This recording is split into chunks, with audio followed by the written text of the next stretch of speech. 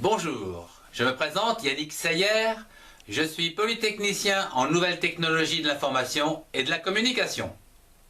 Dans ce cours de chimie générale sur la structure de la matière, je voudrais vous parler aujourd'hui de la structure électronique des atomes concernant la couche L.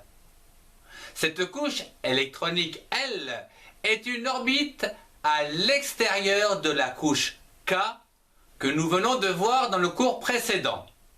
Un petit rappel.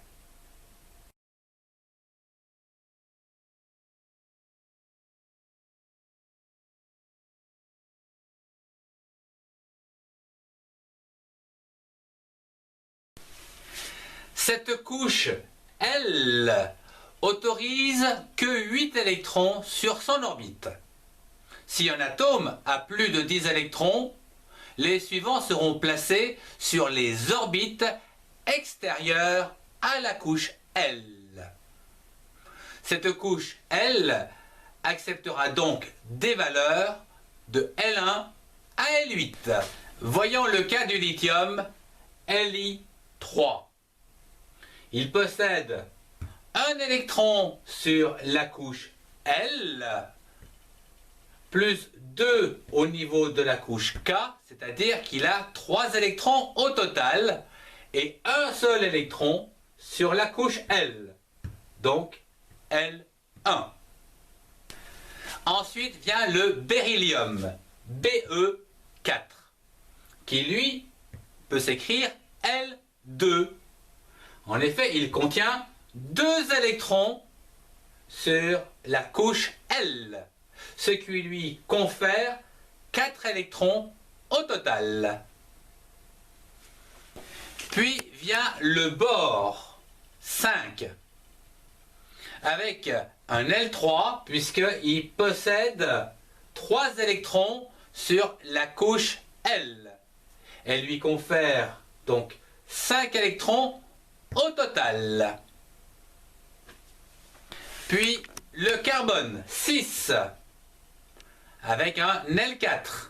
En effet, il a 4 électrons sur la couche L, soit au total 6 électrons. Puis l'azote, 7. C'est un L5. En effet, il contient 5 électrons sur la couche L, ce qui lui donne un total de 7 électrons. Puis arrive l'oxygène, 8. C'est un L6.